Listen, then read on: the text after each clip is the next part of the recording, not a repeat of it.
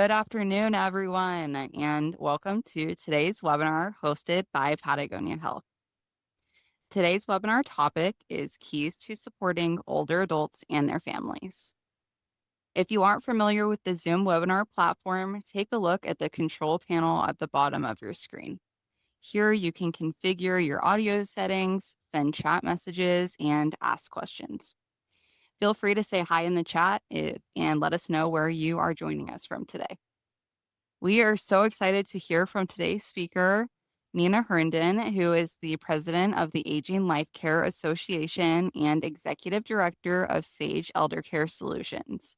Nina has dedicated her career to improving the lives of older adults and their families, and we're super excited to hear her expertise today. So without further ado, I will stop sharing so you can share your screen, Nina. Great. Thank you. And thank you for the kind introduction. Great. Okay. Good morning for everyone on the East Coast, or excuse me, the West Coast, and good afternoon for those of you on the East Coast. I'm happy to be here and look forward to sharing with you a little bit of the things I've learned along the way as an aging life care manager. So you may ask, what is an aging life care manager? Essentially, we are folks whose job is to help families navigate the challenges of caring for an aging loved one. And we often come from the realms of nursing, social work, gerontology, or psychology, and specialize in 8 unique knowledge areas. They include health, housing, legal, financial issues, navigating family dynamics, knowing local resources, providing healthcare advocacy, and assisting families in a crisis. And we'll come back to this in a second, but I just wanted to give you a general sense of what an aging life care professional is, because not many have come across an aging life care professional before. But we basically work very hard to improve our clients' quality of life and reduce family stress. We start out with any professional making recommendations, doing an assessment, and then providing a set of recommendations based on that assessment, helping the family with understanding what might be ahead and educating them about the issues at hand, and providing advocacy and coaching along the way. So I just wanted to share with you the framework from today. Is just that there is a host of things that I've learned along the way over the past 25 years that I've had my aging life care management practice that I thought I would share with you in this format. And of course, the first is that this is everyone's issue. The fact is that pretty much no one is exempt from the conversation about caring for aging parents. Some people have 2 parents, maybe you have to care for just one of them at some point in your lifetime, but many people have also a set of step parents that they also potentially care for. So more likely than having to do it no times, people need to do it more than twice. And so it's important to know that we are really on the precipice of a huge demographic shift in 2030, which is just a mere 4 years now. 1 of 5 Americans will be over the age of 65. And moreover, the number of people age 85 and above is projected to triple in the next 30 years, reaching 19 million. And older adults will outnumber children in the next 10 years. And so not only are the numbers large for how many older adults there are out there, but the numbers are large and will grow for those of people who are providing family caregiving. And so again, this is everyone's issue. 23% of adults in the US are caring for an aging parent. Many of them live a long distance. That's 7 million people are caring for somebody at a distance. And 66% of them have adverse effects on their mental health or another issue. For spouses, the situation is really important for us to be aware that we often devote all of our attention to the not well spouse, but the well spouse is actually at a significantly higher mortality risk than they otherwise would be, especially if they have some sort of strain associated with the caregiving that they're doing. And they're also at grave risk for depression. Adult children are also very often caring for their young children of their own. and they're often having to travel from around 450 miles away, which can be 7+ hours. And a much smaller percentage are from an hour or less away. That sort of sets the stage for we're all at a moment when we need to be thinking about these issues. And there are a whole range of issues. There are many people are living with chronic conditions, and 80% are living with more than two. And then over 90% of adults 65 plus have at least one verified condition. So there's a lot of people out there contending with issues, both small and large.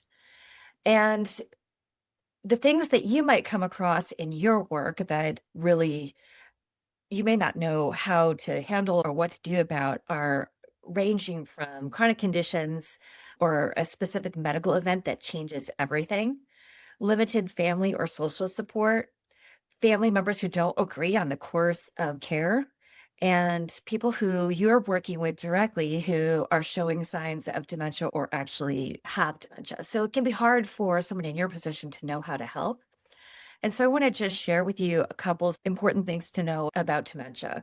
The first is that many people are diagnosed with dementia just by a primary care physician simply noticing forgetfulness and marking it in the chart.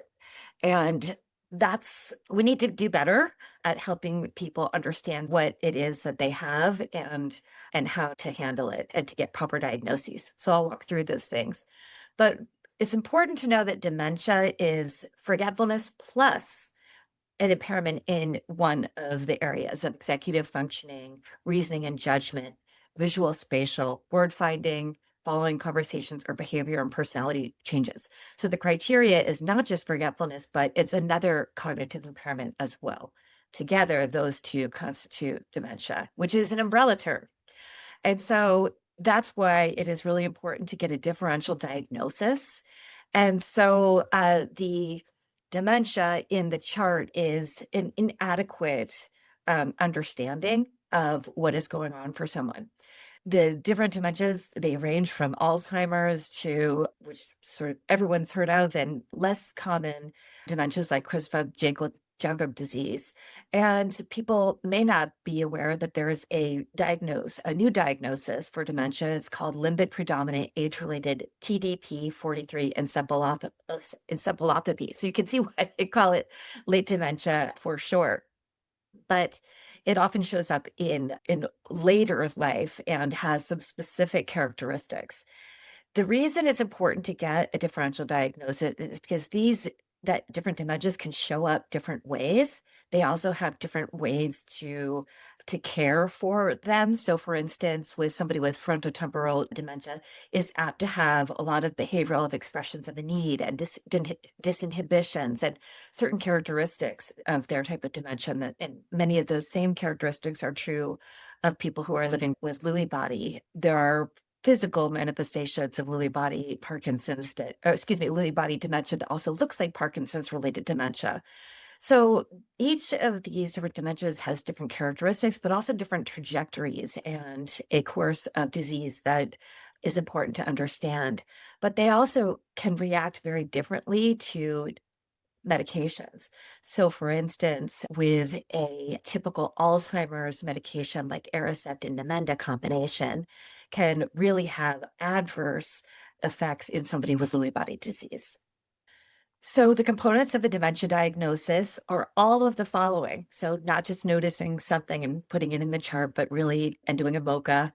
But there is physical exam where they watch someone's gait and their walking and various neurological tasks, as well as brain imaging, blood work to rule out other causes, and a cognitive assessment. Many people do a MOCA, which is the Montreal Cognitive Assessment, but a full neuropsychological evaluation is more the gold standard. But many people, in fairness, cannot tolerate how long and arduous those evaluations can be for some. And there are 14 modifiable risk factors for dementia that it's really helpful to know about. So for up to 45% of cases of dementia could actually be delayed or prevented by addressing the 14 risk factors. And The ones I want to call your attention to are things that are like in midlife, hearing loss that is untreated. So, as far as I'm concerned, all those conversations we've ever had with clients about, why hearing loss, this feels like my information that I can point to say, yes, a hearing aid, it might be cumbersome. It might be something that you are feeling ill at ease about from a personal standpoint, but it has really meaningful consequences if that hearing loss is not treated. And newly in the 2024 update of the Lancet Commission's findings are two things: treating high LDL cholesterol and untreated vision loss. I want to talk about signs that someone needs assistance, the warning signals. And these are probably all they're common sense kinds of things. But for physical triggers, unexplained bruising or falls. And I would carry that out to include unexplained dents and bumps in automobiles. Also, neglected personal hygiene or different shortcuts people might be taking because it's arduous to do those grooming processes because there's pain involved or other impairments in mobility. Weight loss and food in the refrigerator that has been there for a long time and doesn't seem to be replaced very often with fresh food and things that have been lingering for a long time. And people very often, when they are cooking for just one or two people, their meal preparations is one of the first things that starts to be impacted. And then how someone keeps their home can often change related to pain or mobility issues. Cognitive triggers include things like problems with instrumental activities of daily living, like housekeeping, keeping their calendar, paying their bills. And so these can be good heads up that something might be awry. And things you probably have come across: repetitive conversations, people who aren't able to remember what you're asking them, so they confabulate. Basically, what that means is to make something up that sounds reasonable because they don't know or remember the actual answer, or people who are avoiding specifics. And so, very general answers to specific questions, as well as more pronounced issues like behavior or personality changes, things that are uncharacteristic, or getting lost in a place that is typically very familiar. So it can be very hard to know where to turn. And we consider our profession sort of a missing link that people don't really know exists and don't know when to draw on. So I'm going to spend a little bit of time sharing with you about aging life care professionals. There are 2,000 of us across the country who are members of the Aging Life Care Association. When a member of our association, people have to meet certain educational and experience criteria in order to be a member. And they also have to, in order to be an advanced professional member, need to be certified as a care manager. Terms like care manager in general or geriatric care manager, those are very broad categories. But if you're looking for someone who has the expertise and experience in these particular arenas and has that responsibility to uphold our standards of practice and our code of ethics, then it might behoove you to look for an aging life care professional in particular. How we can help family caregivers is we get involved very often in times of crisis. We come out when someone has been noticing somebody has been forgetful or there have been changes for a while now, but then something happened that really gets everyone's attention and feels like a safety risk. And now it's time for action, but they don't know exactly what to do. And that's why they had been sitting on it in the first place for a while.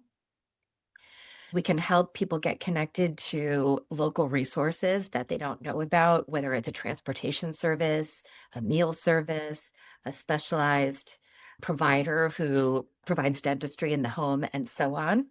We can help family caregivers go from stressed to feeling like they have a partner and a guide who can help them navigate these next steps and help them do a really good job in caring for the aging parent. It's so often that people mention, oh, I got a new puppy, and you go to the dog park and you pick up some tips on how to take care of the puppy. And the same is true when you have a brand new baby. But when you're caring for an aging parent, it's often silent and it's not obvious where to go. So here's just a deeper dive look at what aging life care professionals do. We, as I said, start with an assessment and then develop a set of recommendations and a plan. We provide assistance and help families navigate conflicts and get involved when crises happen. And hopefully, because we're involved, we're monitoring and preventing crises from happening in the future. We're helping families feel like they are understanding their choices. And if they are making choices on behalf of an older adult, that they have the information they need to make good decisions. And then we provide just general support to all involved in, especially the older adult themselves, but peace of mind for the family. Times when it makes sense for you to collaborate with an aging life care professional or help someone get connected with one is when the concerns go beyond what you're familiar with navigating and outside of your scope of your job. When the family has said, I don't know where to turn, or they're feeling very much on their own. If the older adult themselves is a solo ager, whether they have, and there's so many different ways that someone can become a solo ager these days, from not having adult children to having outlived their adult children, to being a member of the LGBTQ plus community, to not having out survived everyone in their circle, whether that be a spouse or what have you. And when family members need unbiased information and a third party because of disagreement, or if family caregivers feel overwhelmed and just not sure how to move forward, or if an older adult needs protection from nefarious acts, whether that be financial abuse or physical abuse. Financial abuse comes in all kinds, including people who are in trusted positions of caring for people, as well as family members themselves. So the idea behind collaborating with a professional who specializes in this arena is to help align all of the parties, to provide healthcare advocacy and navigate the system that can be very complex. And for many, just the all important thing of restoring roles and going back to being your parent's adult child rather than their care manager. And so what that looks like very often is Saturday visits are all about making appointments and accomplishing tasks. And then the time that someone has allotted to spend with their parent is used up and the connection hasn't happened. And if we can get people back to being their child like nobody else can, a professional can help handle some of these other pieces of the equation. So, since you may not be familiar with what an aging life care manager is, it may also be true that you may not know where to find one. And so, thankfully, we have a way to find an aging life care professional in any location that you might need one, whether it's local or if you're helping somebody navigate parent care and their parents live at a distance. You can go to .org and there is a little orange tab in the upper right-hand corner where you can type in a zip code, a city and state, and find an aging life care manager, and often a handful to choose from. And on the website, there are really helpful guides on questions to ask when hiring an aging life care manager. So I'd really encourage you to take a look at that as well. Next, I want to go back to the issue of effective communication with people living with dementia. Many people just are at a loss. And these are some really basic but important things. That validation versus reality orientation is important. And I'll give you an example of that in a minute. The first time you heard the question, every time you hear the question, it's the first time you heard the question. And so that's a really good the rules to live by, and it can be very hard to do. Sometimes it requires some redirection if somebody is asking the question repeatedly, if it's because of anxiety. But again, the kindest, gentlest thing to do is to react as if it's the first time you've heard the question. Giving some visual cues inside the home. Sometimes we create what's called an orientation station. And there's a clock that says today is Thursday and what time it is. And maybe it says 3 o'clock. And so rather than PM or in addition to PM, it also says 3 o'clock in the afternoon and the day of the week. and also putting just important appointments that are coming up. Also, when you're talking with someone, removing distractions and really looking at them face to face and turning the television off or the radio or not having somebody else talking in the background and asking questions that are yes or no questions if that's necessary, or asking short questions with options and giving people time and slowing down and not making assumptions or interrupting them when they're working on coming up with what they're trying to say. So I like to share often about some of the thought leaders that I've enjoyed following over the course of my career, working with a lot of people who are living with dementia. A classic person who made really huge inroads in the field is Naomi Fell, who taught us about validation versus reality orientation. And what this looks like in practical application is if somebody is asking repeatedly for their mother, for the mother who's passed away, rather than saying, "Oh gosh, Mrs. Smith, your mom passed away," it might be like, "Oh, are you looking, you're missing your mom. Tell me, what was she like? Tell me about your mom." Or what is she? Tell me about your mom, even better. 'Cause then you don't have to remind them perhaps of news that might feel new all over again. Tipa Snow is a trained occupational therapist who has some really great seminal work on the physical aspects of caring for someone, most well known for her hand over hand methodology for caring with people who are at an advanced stage. But she also has great input about reaching down to people's levels. If they're sitting, don't stand over them. When you're providing assistance with grooming or bathing, don't approach them from the side because they can't see you coming and it can be very scary, unpredicted, cause a reaction that you didn't intend. John Zeisel, who really is a person after my own heart because I am a firm believer in quality of life and the importance of making sure it's that we're not just delivering on quality of care, but that we're thinking about quality of life issues all the time if we're in the position of working with older adults and people who are living with disabilities. He talks a lot about preserving interests and keeping people connected with their sense of purpose and meaning, and how art and music can really be a great window into somebody else's world or to build a connection. Virginia Bell and David Troxel have the best friends approach, and they talk a lot about how knowing somebody goes a long way in understanding and connecting with them. And a lot of their work relates to people who are living in assisted living facilities and training and support for people who are part of care community staff. And it's really true that sometimes people can move into a care community and people see a person who in all their glory or challenges in this moment may have a whole history that is important to them and it's important in general.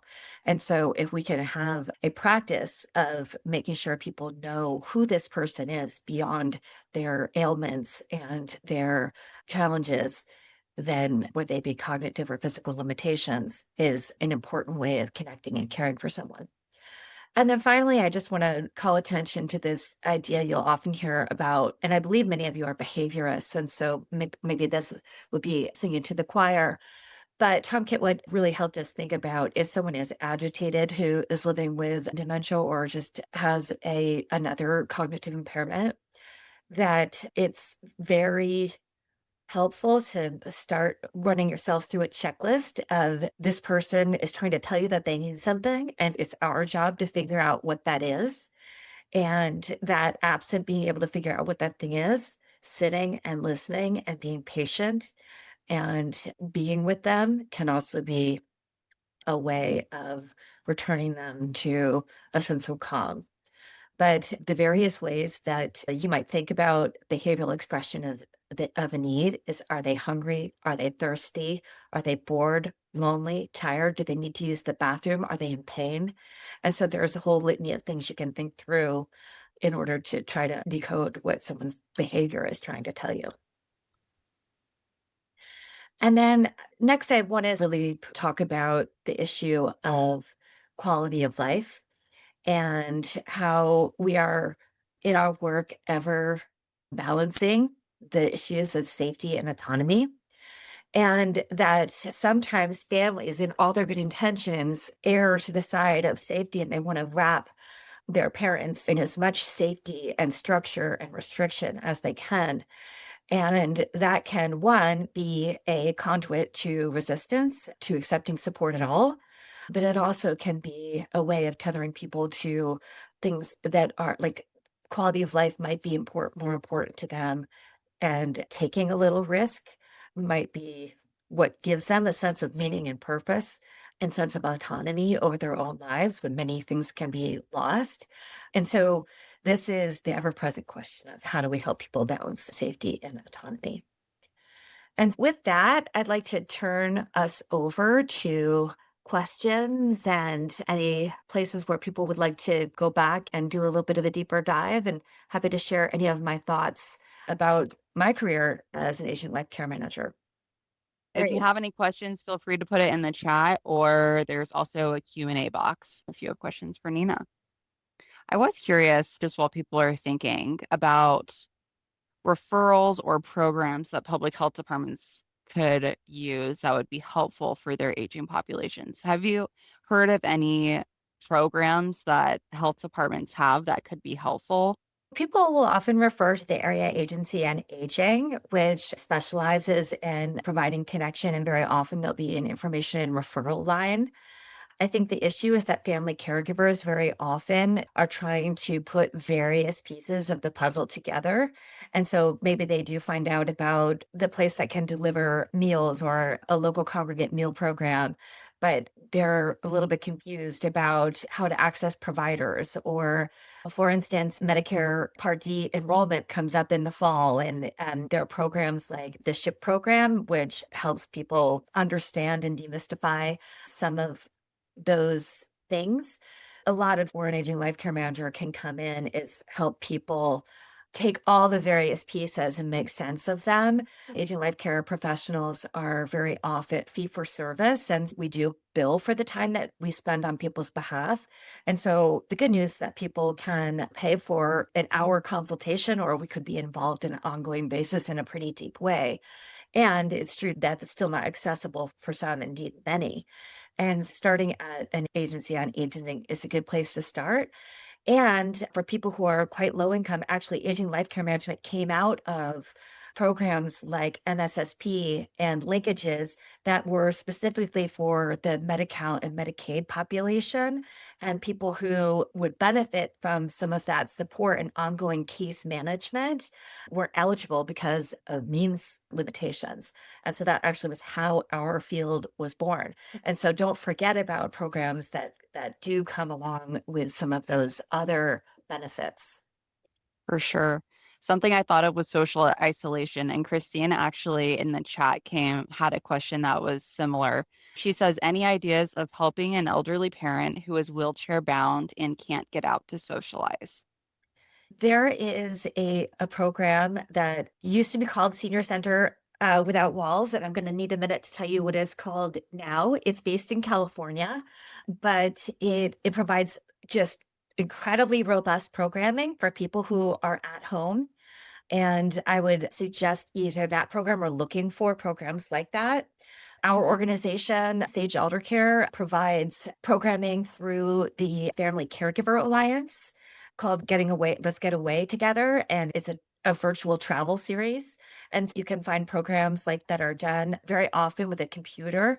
But the other thing to know about the formerly known as Senior Center Without Walls is that it can also be telephonic, and a computer or technology shouldn't be a barrier. And I'm happy to talk offline, Christine, if you want to talk about other ideas. That's a passion area of mine, of people continuing to be able to experience a good quality of life and staying connected with things that give them a sense of purpose and meaning, regardless of limitations, like being in a wheelchair. So For sure. I'll talk about that further. Thank And in you. the meantime, I'm going to look up the new name of it's Porch Light, I think it's called, but hang on. Okay, Christine said that would be great. So awesome. Debbie says when someone with dementia has a power of attorney for medical and financial signed that is effective upon signature, does there need to be a diagnosis before that POA can take action? This is a case of an early onset Alzheimer's client that has not accepted the diagnosis. So I'm going to give you a tentative answer, and then I give you the disclaimer that I'm not an attorney. The good news is that most states have a form through their medical association where somebody can name a power of attorney for healthcare and can designate sort of what levels of medical intervention they would want. And so the threshold for of capacity for naming somebody as an agent is lower than some of for the financial.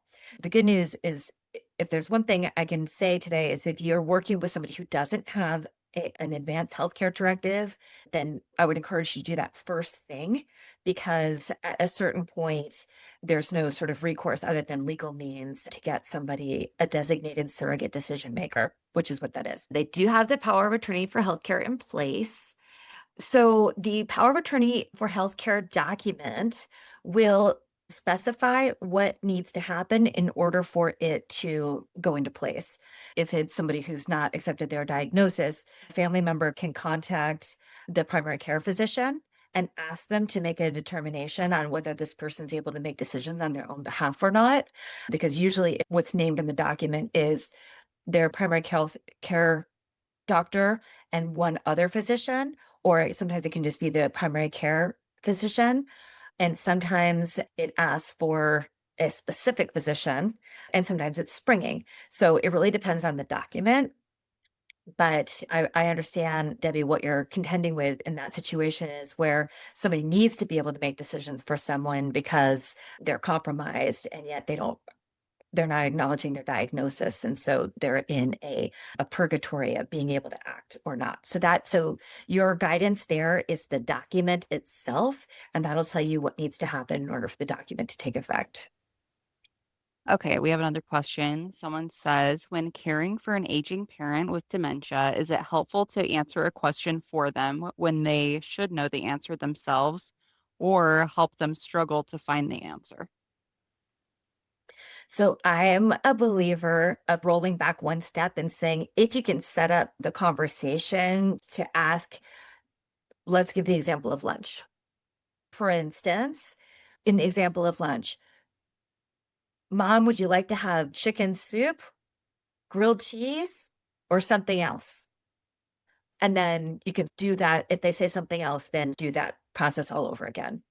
I am a believer in really slowing down and giving somebody a chance to answer a question, but the should know the answer is different than whether or not they know the answer. So sometimes when you just hold out until give an answer, it can be frustrating because they simply just don't remember or they don't know. And so I like to just listen carefully to like, is it on the tip of their tongue and they just need a minute? Or is it really truly like they're about to confabulate and give you an answer that sounds good because they don't actually remember? It's all about anything else with humans. We're guessing, but if our default mode is to slow down and give them a chance to answer the question if they can and be patient with them, then that would be my strong vote. All right, Mindy says, do you have any recommendations or resources I could provide for spouses who could use some resources or training in how to work or live with a spouse developing memory issues? So, resources for someone living with someone that has memory issues.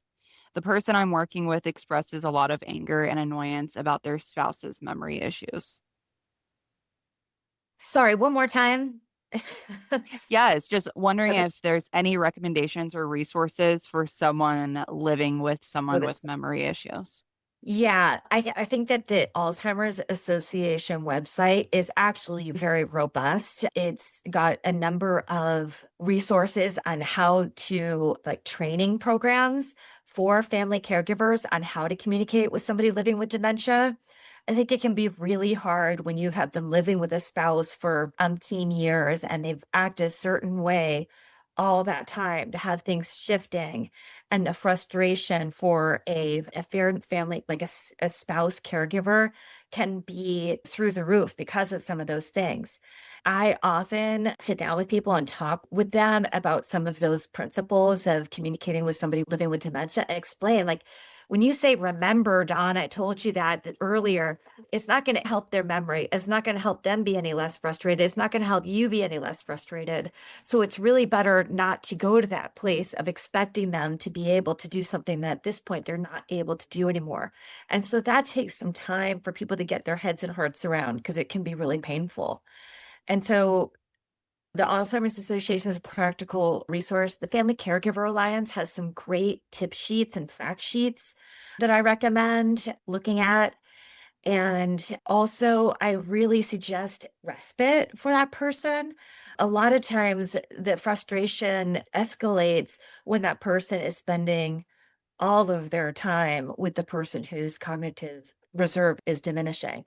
And enlisting family members or your chosen family circle of friends to come and sit with that person and or maybe go out with them and to really encourage the well spouse to continue the things that give them a sense of purpose and meaning.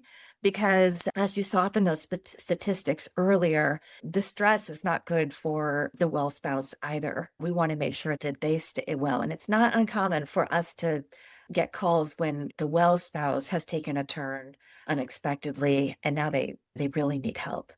Happy to give some additional ideas for helping caregiving spouses. There's respite programs. Veterans can be eligible for certain hours of home care through a couple of different programs. One that's most well known is called Aid in Attendance through the VA. It takes a while to apply and get accepted, but there are resources for respite. And I would much rather see someone go through the process of tracking down where that support can come from than just being the proverbial frog in the boiling water until it just is untenable. Of course, support groups. I think people get a lot of validation and feel a lot less lonely in situations where they can feel it like they're not alone. And honestly, that's half the battle of working with an aging life care manager. People just feel like they're not alone in it anymore. And if not with an aging life care manager, then with some resource where they do not feel like they are at it alone. And there's a really great, if you are watching a spouse struggling with family caregiving, I always look to see, can the adult children, even if they're at a distance, be of help?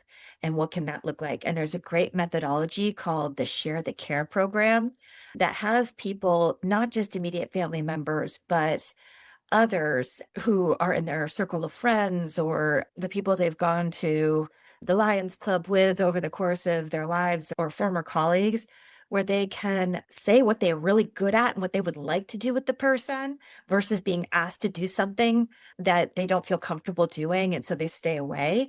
And people very seldom do ask for help. And so if you can gather a share the care meeting and go through that steps, it can be a really helpful way of offloading some of the burden. Thank you. I looked up a few of the resources you had mentioned and put them in the chat. If anybody's looking for links, there's some links in that chat I would check out because these are great resources. Thank you so much, Nina. Thank you for including them. Also, back to Senior Center Without Walls, it is indeed frontporch.net, and the name of the program is called Connected. So I'll throw that in the resources as well. Okay, great. And there's a full-on spring and summer catalog. Oh, Thank you you're so right. much. Did you have anything else for us today? The content I prepared went much more quickly than I expected. So I'm here and very happy to field any further questions or talk specifically with anyone if they'd like to do that. Thanks for your attention and for learning a little bit about how at least a aging life care manager would tackle some of the issues that you might come across in your work. And thank you for being the front line and for helping people get connected with resources that really matter to them. It can make a huge difference in not only the well-being of the older adult, but of the caregivers. I think that is it on questions, but I'm sure if anybody else has further questions, they can reach out to you or to the websites on the screen. Please do. Yes. Awesome. Great. Well, thank you so much, Nina. That was an excellent presentation. Thank you, everyone, for coming today. All right, everyone, have a great rest of your Thursday. Thank you, Nina. Thank you. Take good care. Bye-bye. Bye.